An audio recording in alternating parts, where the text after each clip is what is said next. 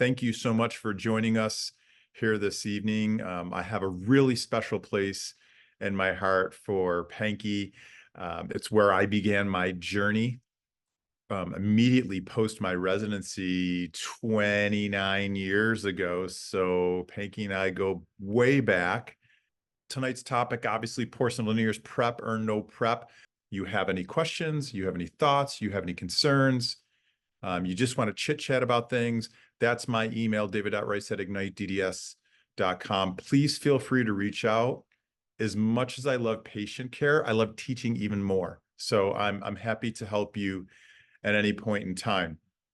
Really quickly, we talked about 3 different ways to look at prep versus no prep, porcelain veneers, smile design, the 7 deadly sins. And we talked about like objectively, subjectively, and procedurally, are there things that you and I can assess that help us determine whether we prep or we can get away with no prep? So I want to start with objectively, and what you see on your screen right now, kind of highlighted in white text. There are some things that we've learned over the years, right? We've learned about tooth position. We've learned about how tissue plays. We've learned about the arrangement of teeth. We've learned about the teeth themselves. And we're not going to go into everything into incredible depth this evening, but we've got an amazing course in August. I'm going to get you the details about that. It's 2 days.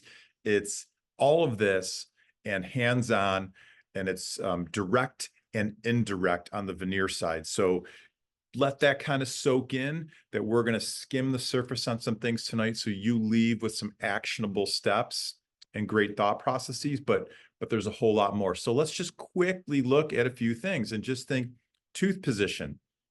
And I love this image, and I know it's familiar to you, but I'm going to show you in a second something that maybe I didn't really always pay attention to that I pay attention to now. So clearly, if we're talking about tooth position, like fundamentally, we want to ask ourselves if those incisal edges follow that lower lip, right? That helps us know if our incisal edge position is correct.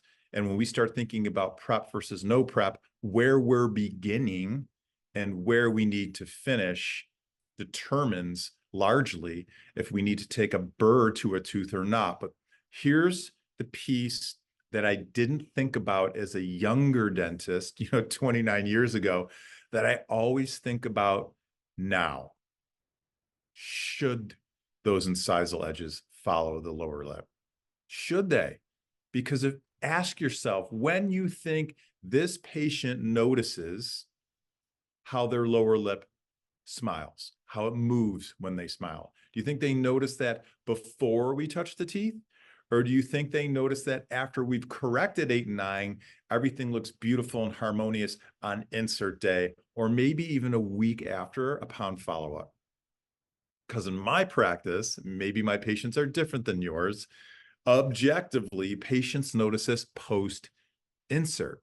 So when we talk about tooth position and some of the things we're not going to have time to speak to tonight, like really get in depth on incisal edge position or midline, things like that, what I want you to be acutely aware of are not just the guidelines and the rules that we learned in dental school and residency, and I'm sure many of you have learned at Pankey subsequently, but I want you to start thinking about the things that maybe you didn't quite pay attention to, or that a patient noticed after you inserted. I'm already seeing people drop questions in the Q&A, so thank you. Please put them in that Q&A section. We're going to have time at the end of this to deal with them. So really quickly, tooth position, that's one teeny little element to think about. Gingival tissues. I know you know this. Obviously, geography plays a role. Culture plays a role. How a patient perceives aesthetic plays a role. But in general, ballpark, if we said, hey, that's the average length of a central incisor-ish, then I want you to think about what happens when you and I don't give our ceramists all the best diagnostics. Maybe they don't get to see the complete picture that you and I and our clinical team sees. And they just simply have a scan or a physical model, and they're measuring the length of a tooth, and maybe there's that. because I will tell you, most of the smiles that I have retreated after another dentist who hasn't come to Pankey or hasn't learned the things that you and I are talking about tonight is a lab gets a case, and if they don't have all the information we have because of the gingival tissues, then maybe teeth get made too long.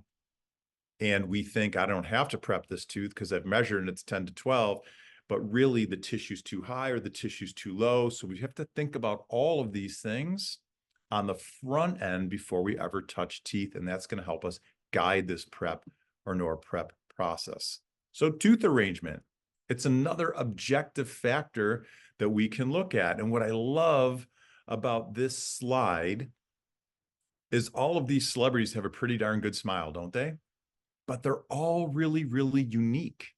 If you look at them closely, they have differences. In fact, if you look at The Rock in the lower right corner, he's got some pretty darn good wear on his teeth. Yet, when we look at his smile at large, like, it's a great smile. Very different from Jessica Biel, very different from Brad Pitt, very different from all the people that you see on the screen. But objectively, each of these smiles shares things in common. And that's the deep dive, right? That's the stuff we really need to pay attention to so we understand prep versus no prep. And here's just one of them: axial inclination in the teeth themselves. So this is one of my favorite things that you and I can look at and predictably understand how to build a beautiful smile for somebody. So the centrals really need to be straight up and down, right? They need to be perpendicular, at least to terra firma, right? Mother Earth, on most people, hopefully interpupillary line. But subtly, that lateral incisor, it's got a mesial cant. A little less subtly, that cuspid has more of a mesial cant. And if you look at that first bicuspid, even a little bit more of a mesial cant. So there's some objective things that you and I could look at in tooth position and gingival tissues, tooth arrangement, the teeth themselves, that help guide us to an objective look at creating a beautiful smile. And all of those factor in when we study them into whether we're going to need to prepare a tooth or we can get away with not preparing a teeth. Now, subjectively, assumptions. This is really, really important.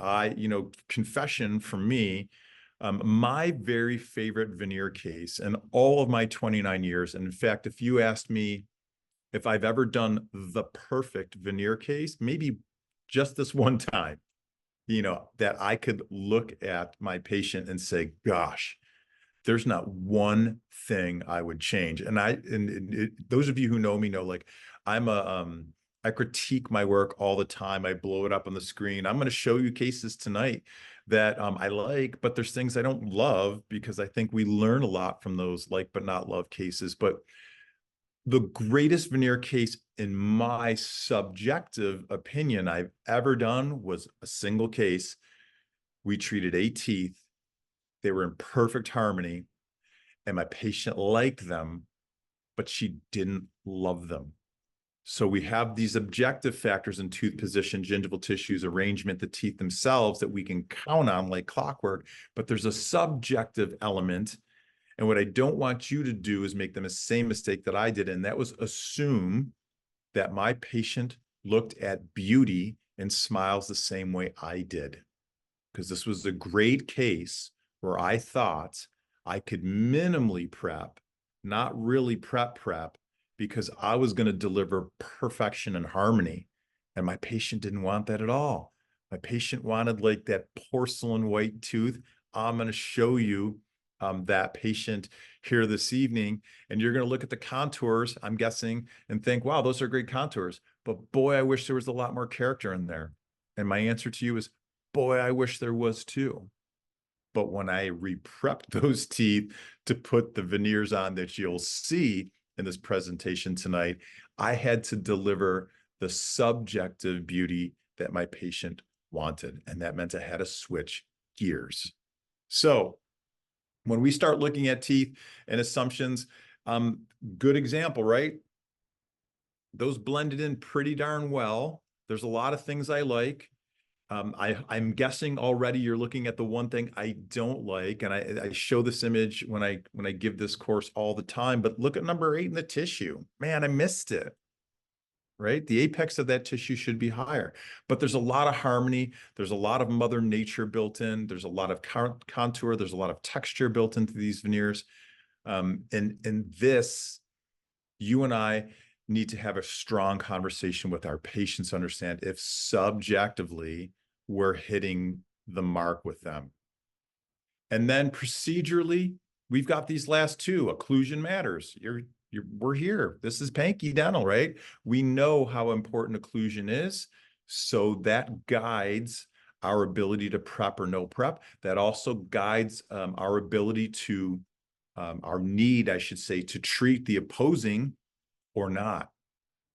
It also guides how many teeth we need to work on, right? If we're going to make the front, if we're going to make 7 through 10 beautifully perfect, but a patient needs to have their vertical changed, or a patient doesn't have posterior disclusion when they go into protrusion or lateral guidance, then we may need to work on more teeth, or we may not be able to be ultra conservative. We may need to get more aggressive and come over that lingual surface of those teeth when we veneer them in order to get that posterior disclusion that we need and that we want to have long-term success. And then obviously there's materials and usage, which we're not really going to get into tonight, but understand that depending on the material choice, we may need to prep or not prep, right? We need a certain amount of space.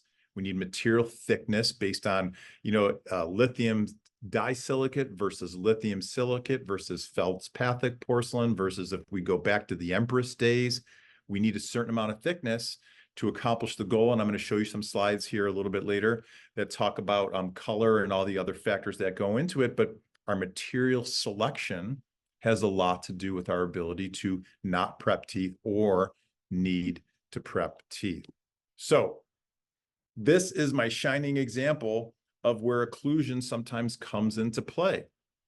Those are aggressive. In fact, that's the most aggressive prep you'll ever see walk out of my practice doors. So look at where the lingual margin is and look at the preparation design. It's not quite a 3/4 crown. It's absolutely not a pure veneer, and it's certainly not a full coverage crown. But in that case, where the teeth themselves were, pretty beautiful to work with. There wasn't a lot of decay. There wasn't a lot of old restorations, but the occlusal scheme needed to be altered from where we were beginning. That meant I needed to get more aggressive in my prep. So one of the concepts I want you to get really, really used to when you're having conversations with your patient is, I can give you any smile you want. I can make this look any way you'd like it to look, so long as you give me the freedom as the clinician to do what I need to do. Now, I'm going to caveat this entire presentation because we don't have a ton of time to talk about it, but interdisciplinary care, in my humble opinion, is king. Whenever I can get a patient to move teeth where I want them, so I can minimally prepare them or even not prepare them, that's my ideal. But you guys and I both know that that isn't always the case in our practice. So when it isn't the case, when I can't orthodontically move teeth exactly where I want them, or if I orthodontically can move teeth where I want them, but the shapes of the teeth are really bad to begin with, or there's decay, or there's existing restorations, or all of the above, then sometimes you and I are going to have to really prep teeth. So I wanted to show you this as an extreme version of prep design. This isn't what we do day in and day out in our practice at all, but you should see it and know. Now, collectively, these are what I've called for the last 20 years, the 7 deadly sins of smile design. And like I said, if you want to deep dive on this, this is what we're going to talk about in August. We're going to walk through each of these ad nauseum, and we're going to have hands-on components so you can build smiles based on each one of these 7, both indirectly with ceramics and directly with injection molding and composites, which is a brilliant technique. If you have not done that yet, we're going to walk through cases on either side of this, and you're actually going to treat cases that I've treated in my practice if you're in for that deep dive. So tonight we're highly focused on clinical, we're highly focused on prep and non-prep veneers, but I would be remiss if I just skated past things that make us ultra successful in our practice, because it's not just about the clinical side of dentistry, right? Your building of beautiful porcelain veneers isn't going to make you successful in and of itself. It's part of one lever, clinical control.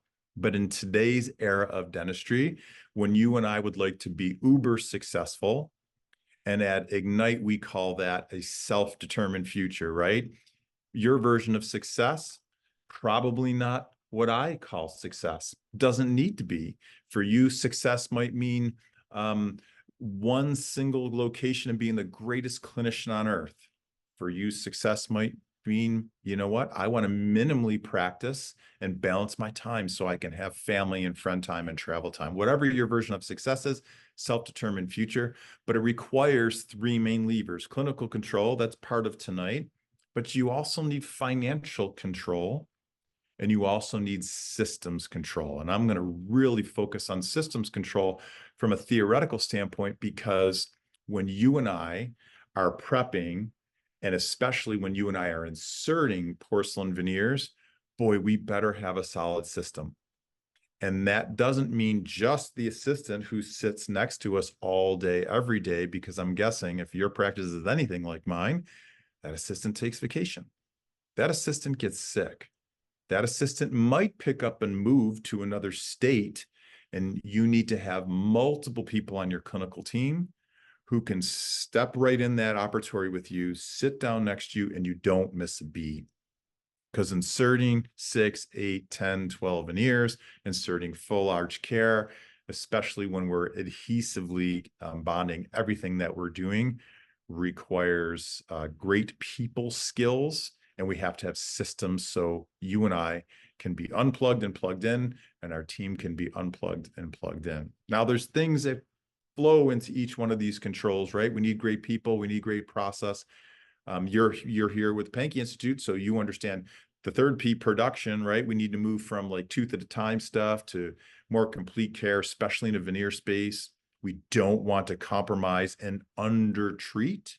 The kiss of death, and you've all seen these patients walk into your practice, is when they have like 4 beautiful veneers and then the cuspids back look terrible, or worse than that, they have 6 beautiful veneers, but you don't see anything because the buccal corridor hasn't been filled out. So there's lots of places we can go wrong where this global picture comes into play. But I want you to have this in the back of your mind at all times, because I need you to walk your clinical talk. You deserve it, your patients deserve it, your team deserve it, but we have to have other controls beyond the clinical, and that's financial and that's systems. So let's talk about these 3 factors that come into porcelain veneers, right? Because the prep piece, to prep or not prep, it's really based on the plan, isn't it? So if we have mastery of where those 7 deadly sins can go wrong, then there's a few other factors in our planning process that help us determine how conservative we can be, from ultra conservative, 0.3 of a millimeter preparations to just no prep at all. And then the placement is its own beast that we'll get to at another time. So I want to build on the 7 deadly sins, and I want to talk about mock-ups. Now, some of you are doing mock-ups digitally today, and some of you are doing mock-ups in an analog fashion. So if you're in the digital space, we've got some things, right? And I only have like 2 examples on here, but clearly there's more examples. And in its most base format on the left side of your screen, that's IvoSmile. So it's a cool little app. Ivoclar puts it out. I like it because it's inexpensive. I like it because it's fast. I like it because in today's world, I'm guessing some of you are doing this already. We have built a pretty fair number of patients who come to us from social media. So I don't need a patient to ever step foot in my practice to build a smile with IvoSmile. Those are the wins when you use an app like that. Now, the downside to an app like that is it's not dimensionally accurate, right? So on the right side of your screen is us taking a scan, and there are multiple scanners that are great, right? Whether you're a Trios 5 user from 3Shape or Prime Scan or Medit or, gosh, Plan Mecca's got an Emerald scanner. There's VivaScan. There's multiple scanners out there, some better than others. But, you know, when we level up, and we go to scan, and then that scan can then feed something like exocad, which is what we use an awful lot. Then the cool part of that digital diagnostic process is everything we build is dimensionally accurate. Now that means that if I design something in the software, if you design something in the software, and we position it in a patient's face and we see exactly where their incisal edge should be, we see where their midline should be, we see where their axial inclination should be, we know where their incisal embrasures, their gingival embrasures should be, we can check the occlusion really darn accurately, then that means we can predictably walk into a clinical appointment knowing whether we need to prep or not based on our material selection, right? If we know that Emax, for example, that we can thin that stuff down to, you know, 0.3 of a millimeter without trouble. Maybe on an incisal edge, it's going to be a little bit thicker than that. But if we know we can do that, and we can visualize how much space we're going to have based on our starting point versus our finishing point, then there's only a few other considerations that we'll talk about, but we can see all of that stuff in the beginning. Now, some of you aren't in that space at all, right? Oh, this is actually, I just put this in. This is somebody I just literally saw on Monday this week. So I don't have finals in here to show you, but this is pretty cool. That's Zig. Those are his temps. They didn't take very long to build because we scanned him. We imported that data into Exocad. We 3D printed out models. We made a really nice matrix to walk in. And these, although they are his temps, before we ever started, we loaded our relined putty matrix. We did a putty with a light body wash based off that 3D printed model that came from the Exocad digital design, that came from our 3Shape scan. And bam, you know, you and I can build temps that look phenomenal and last. And we're not going to have time to go into a whole lot of technique, but I'm going to show you two different kinds of matrices that I really like a lot and when and why I like to use them.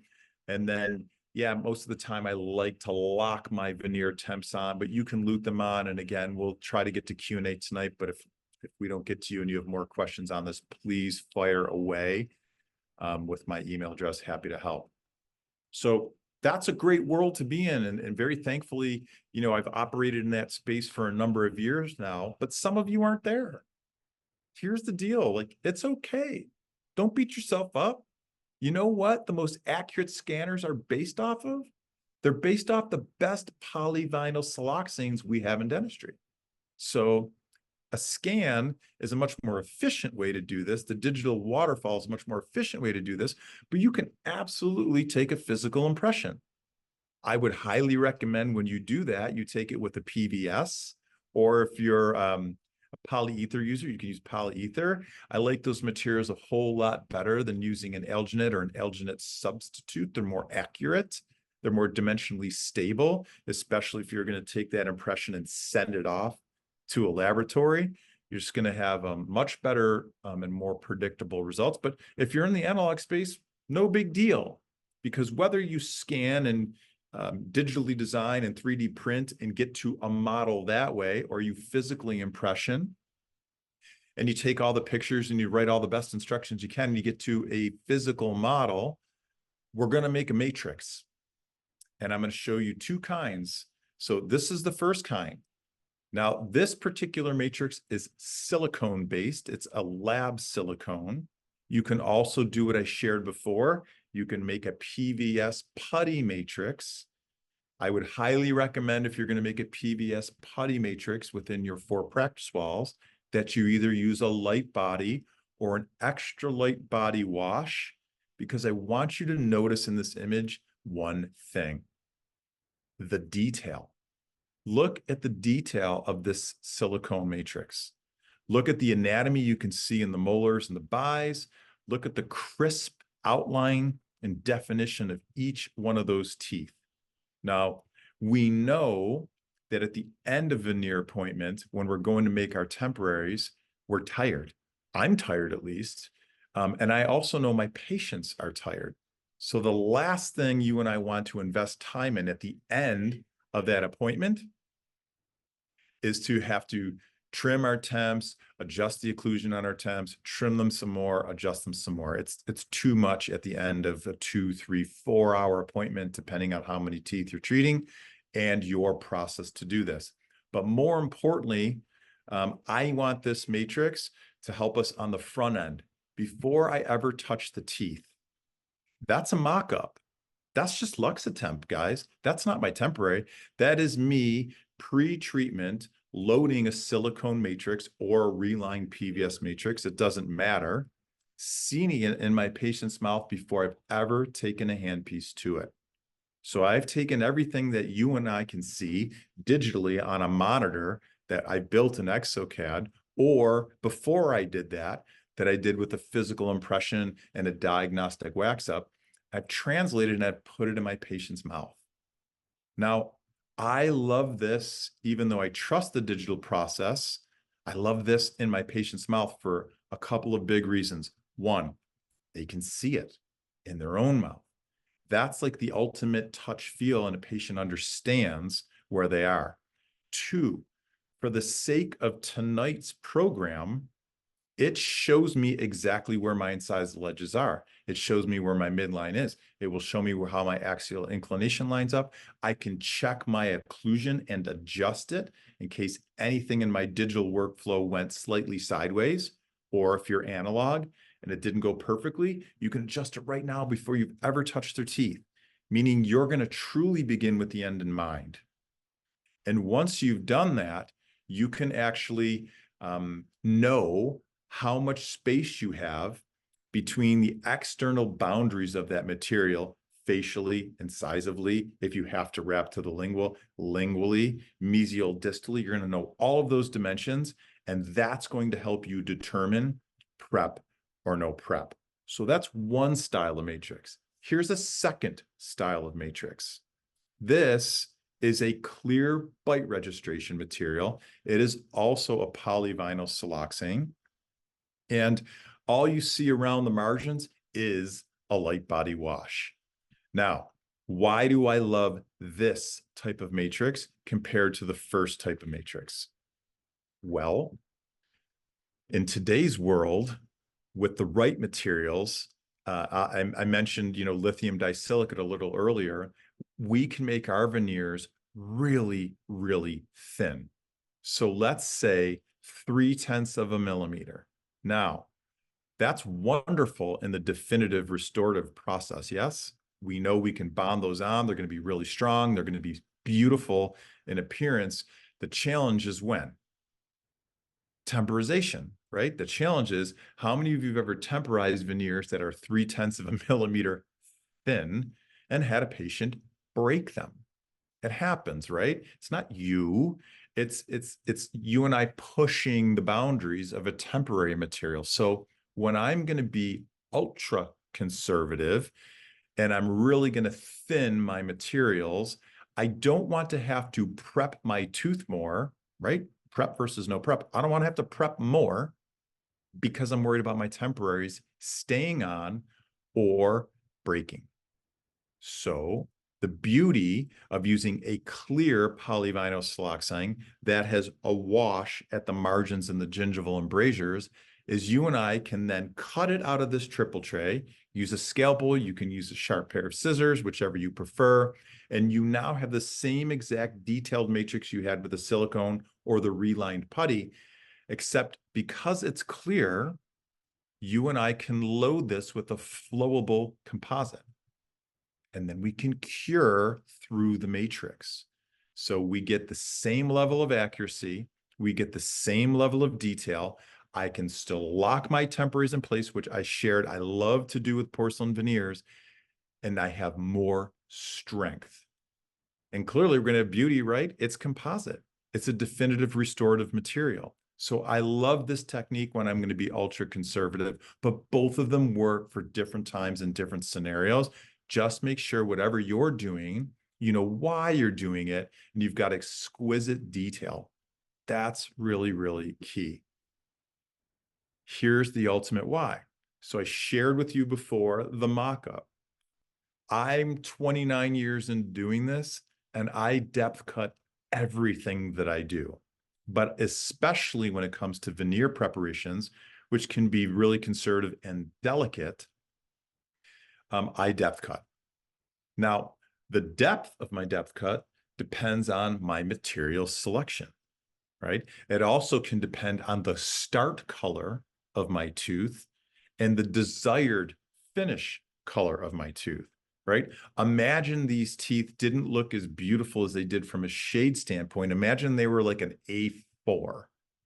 And now picture my patient wants a BL2 or a BL3. And we don't want the opacity. We want a very natural looking veneer that pulls color from teeth. I need more space when I do that. So the whole function of me making those beautiful matrices is to determine whether I need to prep or not. So let's play.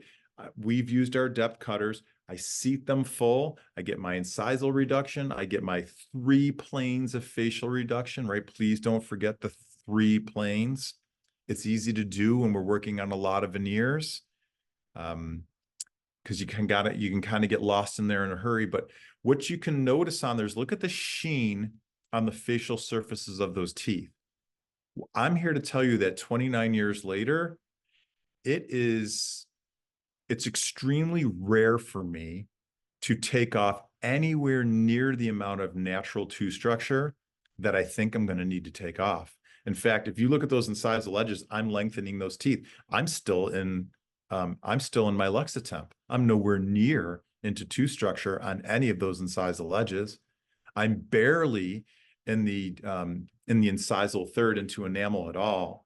And I'm maybe in it in the middle third, and I'm barely in it in the gingival third. So when we have the right plan based on our 7 deadly sins, and then based on the process we walk through, you and I can know with absolute certainty whether we need to prep or no prep. And I love the depth cuts because, guys, let's be honest. One of 2 things happens.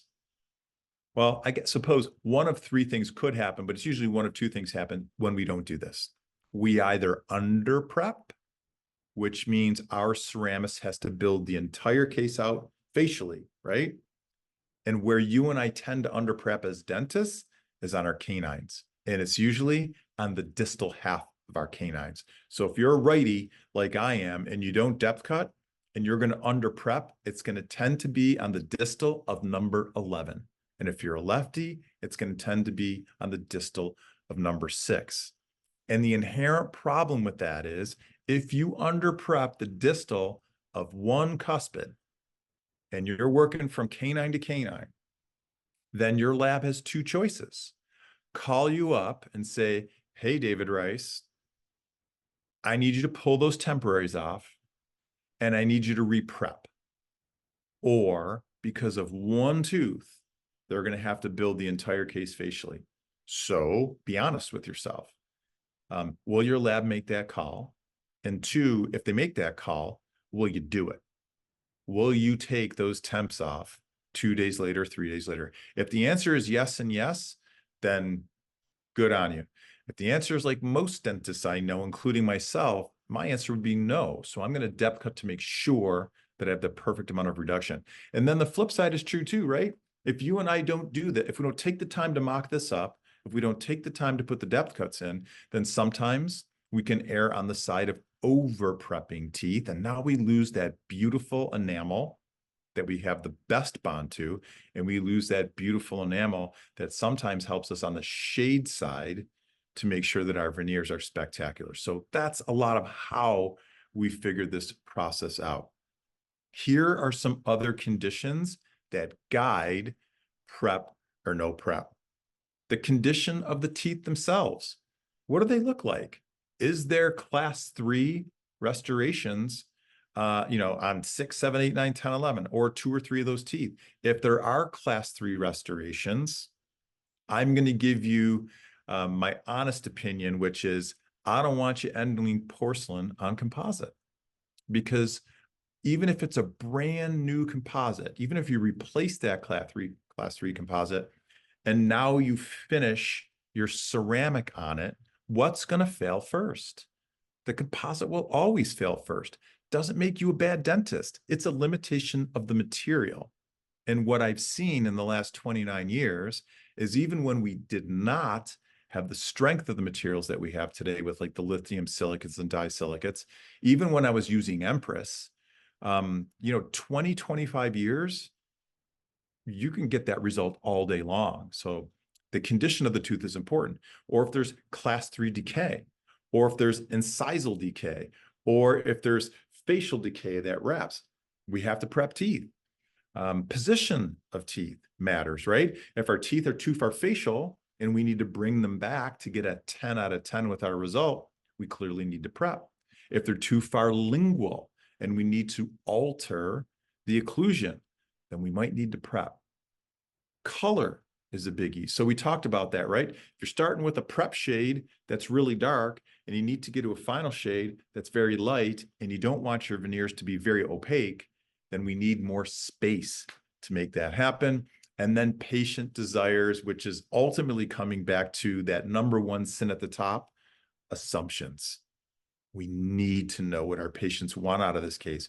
We need to know if they want to be a 10 out of 10 and on the cover of a magazine, or if they're okay with a 9.5 out of 10 and they want to walk around and have harmony. Those things change how we look at it. So old restorations, are they there? Is there decay? Is there fractures? And where are those problems? That dictates condition, and condition dictates prep or no prep. Start talking about position. If teeth are overlapped, we have to prep, right? We have to, if 8 and 9 are overlapped, we need to prep and open that up, because I'm guessing your patient's coming to you to have a beautiful, perfect smile. If we have diastemas, sometimes we need to prep a little bit, not because we need space. We're usually making our teeth larger. Sometimes we don't. In fact, lots of times we don't. Teeth labiolingually placed. Are the teeth too short or are they too long? If we're making teeth longer, if teeth are worn, then lots of times we don't need to prep because we're adding length to teeth. And then color, like we said, where are we starting? Where are we going? The next one's really important. Are all the preps the same shade? Now, there's a school of thought out there that you and I can balance color out with our luting agents. And I wouldn't disagree with you that that's impossible.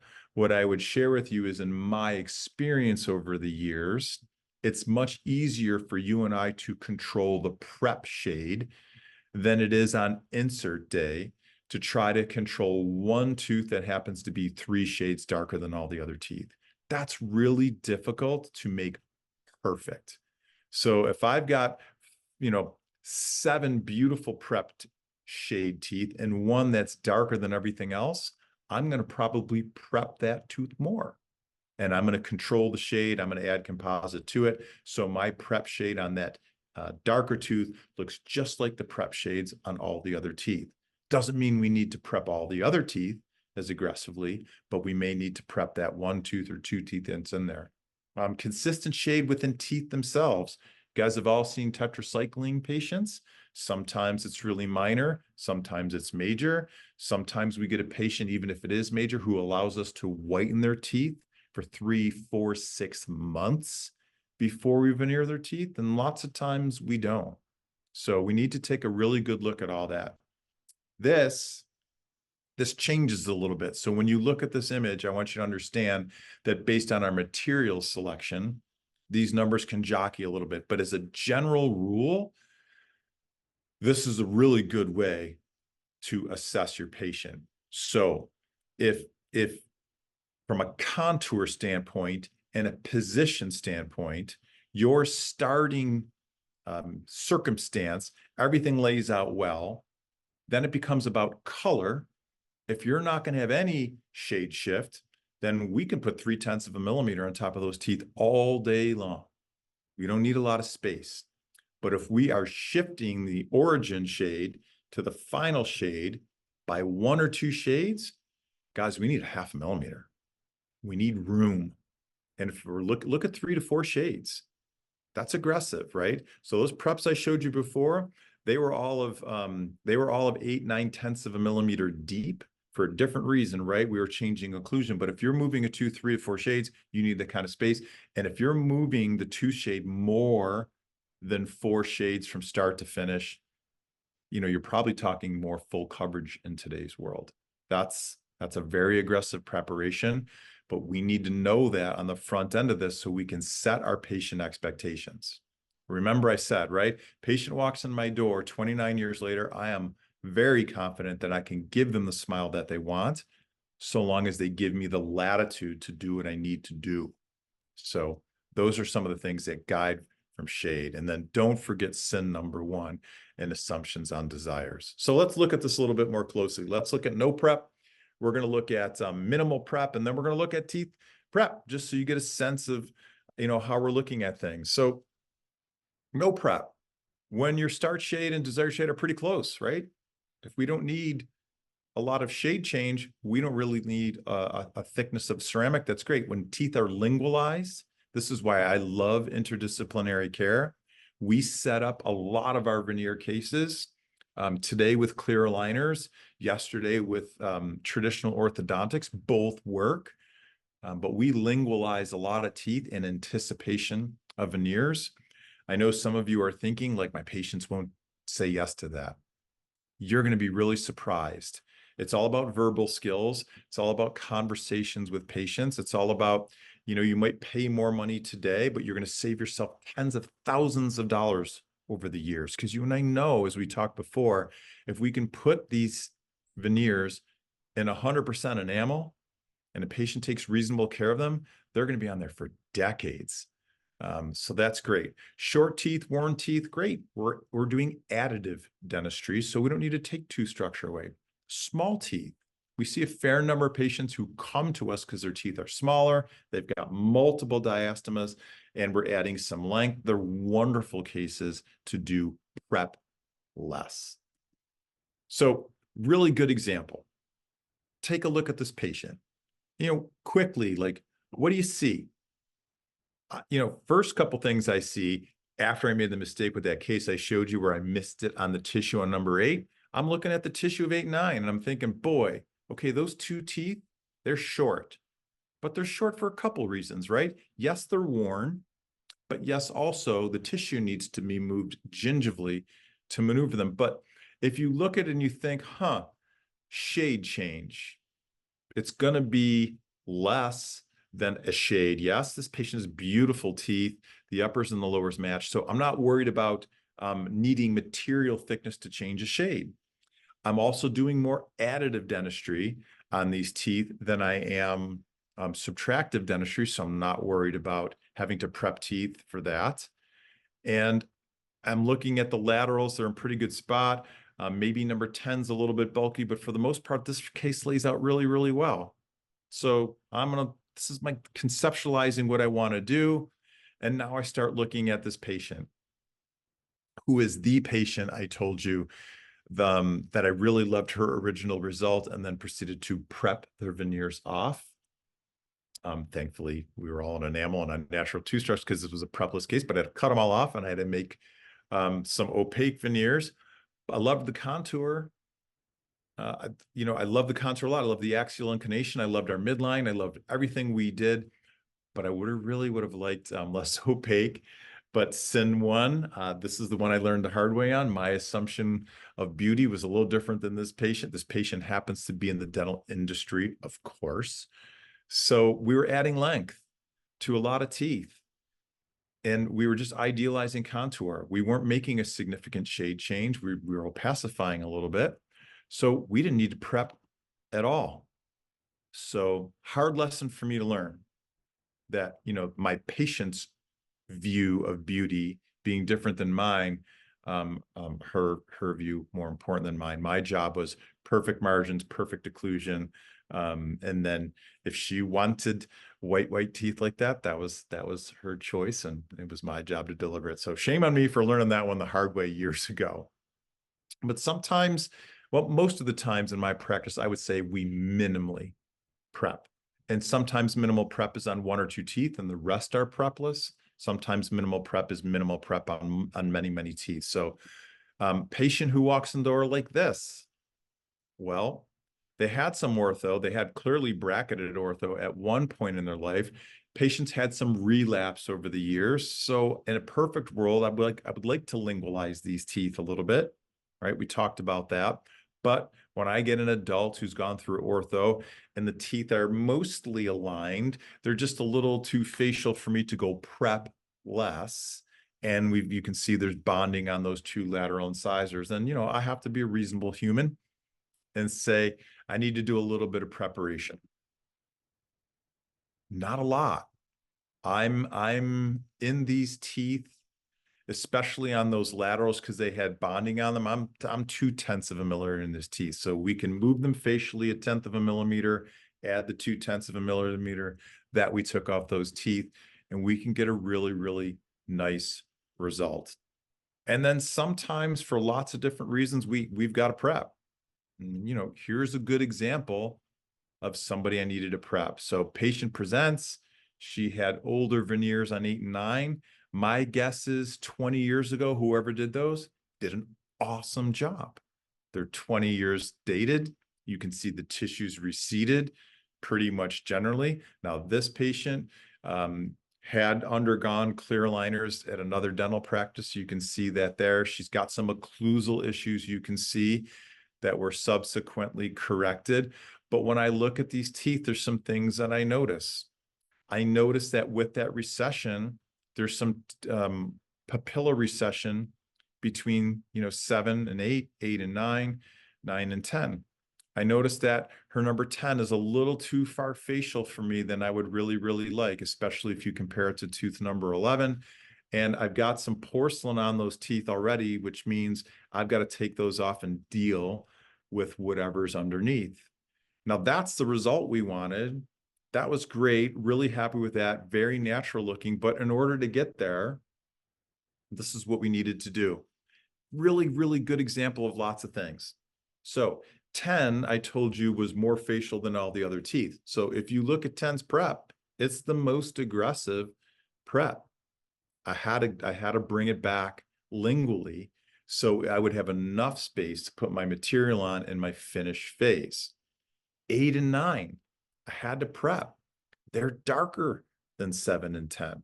And again, you could try to control this with your luting agent, but in my hands, what I found is I just need to give my ceramist a little bit more space to do his job, and he can nail it. And number 7, pretty conservative overall preparation to get there. This is important. It comes up all the time when I start talking veneers. When we've got a lot of time, we talk about it a lot more, but for our sake of tonight, like sometimes we have to break proximal contact, right? So here are some occasions. Now, that doesn't mean that we have to prep a lot of tooth structure away. So imagine existing diastemas. I'm not actually taking tooth away on an existing diastema, right?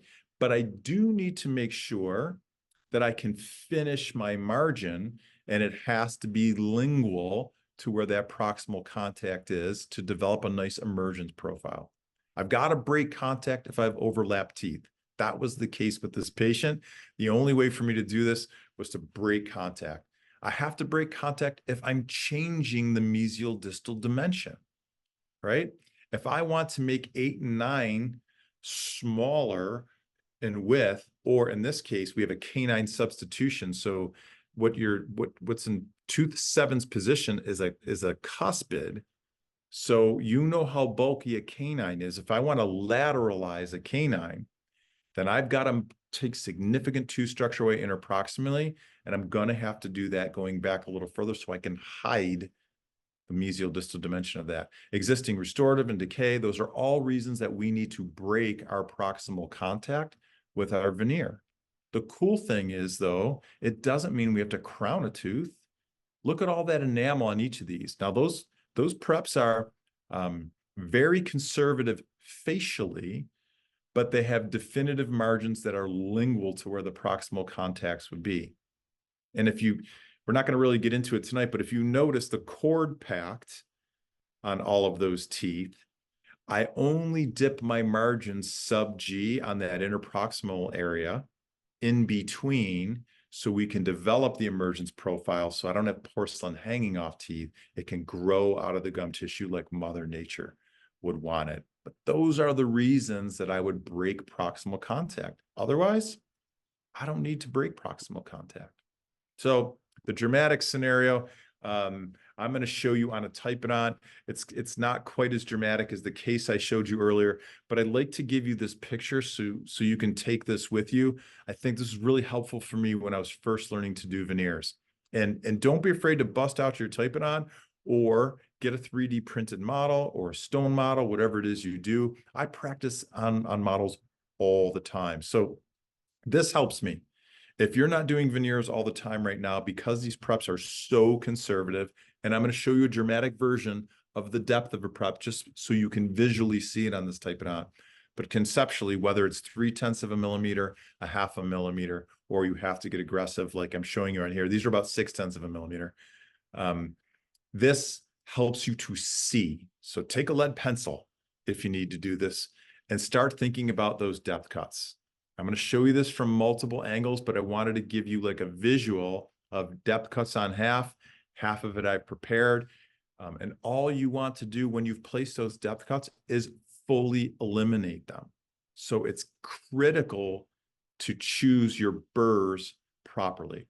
Now I'm going to tell you, I am a single-use burr dentist. I've been a microcopy user for all 29 years in practice. The last thing you and I need when we're trying to do ultra precise preps is a dull burr.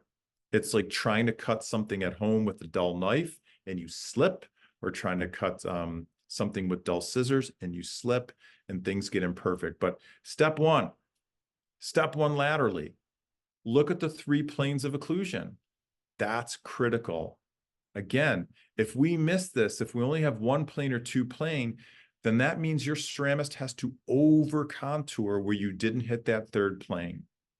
And that's going to be the kiss of death for your case. So bring it back, make it polished. The great part of our materials today is where do I put my gingival margin? It depends on how much I'm changing the shade. If I'm nominally changing the shade, or my patient is, if my patient's perspective on beauty is total harmony, then I'm going to place my margin at or slightly above the gingival tissue. I am not going subgingival on my veneers unless Mother Nature makes me go subgingival, meaning there's decay, there's a fracture, there's an old restoration that went sub-G, so I've got to go and get gingival to it. Or I'm really, really trying to hide color because I'm making a strong shift from one dark tooth beginning shade to my final shade. This is what most of my veneer preps look like incisally. That's a butt margin. There's no need to wrap your margin gingivally unless you need to control anterior guidance. That's the only time that I'm going down the lingual surface. But if you remember from here and you look at that incisal edge, all I'm doing is a butt margin straight across. Porcelain loves smooth, porcelain loves rounded, porcelain loves butt margins. So that's a really good example. Here are 2 examples I want to quickly show you before we get to Q&A. If I have to break contact, look at how I've broken it. Again, I'm not wrapping and putting a margin on that. That is also a butt margin. So all I need to do is have clearance for my ceramic material to have the right thickness. And all I need to do is have clearance to make sure I have the right emergence profile, so I'm not under contouring this, whether it's the distal or the mesial. That's what it looks like if I extract my Typodont tooth. It's just a flat edge. It's going lingual to the proximal contact. And the other example is when I don't need to break the proximal contact because there's diastemas, because there's overlap, because there's class 3 existing restorations or class 3 decay. When I don't need to do that, then I just dip my margin. So remember that a porcelain veneer does not have to have a path of jaw like a crown. It doesn't have to be straight up and down and follow the axial path. It can be seated from the facial towards the tooth. That's what it looks like if I extract that tooth. It's just a dip in that one area by the tissue to bring that one component lingual to the proximal contact. But look at where the rest of it is. It's facial. It means it's easy. It means it's accessible. It means it's more conservative. So really quickly, obviously, guys, when it comes to retraction, whether you're going to scan or you're going to physically impression, if you can't see it, you're not going to be able to capture it, right? We're not going to spend a lot of time on there. You can pack cord. I'm a huge cord fan. You can use chemotherapeutics like Traxident. It's a great example. You can use a laser. I tend to use my Solea to move tissue where I want tissue to go. I tend to pack the most conservative cord I can pack possible just to gain retraction. And then if you're going to scan, there's lots of different scanners on the market. If you're going to physically impression, there's lots of great ones on there. Luter lock on, we're not going to have a ton of time to talk about, but if you reach out to my email, I'll send you this so you'll have it. Don't worry about screen shooting this right now, but I'll show you how I walk through to make our attempts. In today's world with the materials we have, when we do our planning step right, then I promise you, you can build 8, 10, 12 temps in under 15 minutes. And they're going to look great and they're going to function great. The last thing I do on here, and this is a shout out to Lee Brady. Lee and I talked about this technique probably like 7 or 8 years ago now, my gosh, is Cervitec Plus. So I want you to think about locking veneer temps on. I want you to think about, for me, from strength, especially when they're conservative, that I want them connected. And I know my patient's not going to put super floss in there. And I know they're not going to do all the things that I want at home. So I give them Cervitec Plus. I rub it on. It's the very last thing that I do. It time releases for 60 days thymol and chlorhexidine, which means if they put a toothbrush in their mouth, but they're not flossing and doing the other things, the tissue is going to be in great shape. So I want you to pay attention to the great things you can do. Take great photographs. Those are the 7 sins. I want you to remember the factors that go into prep versus non-prep in addition to those 7 sins. Think interdisciplinary care whenever you can.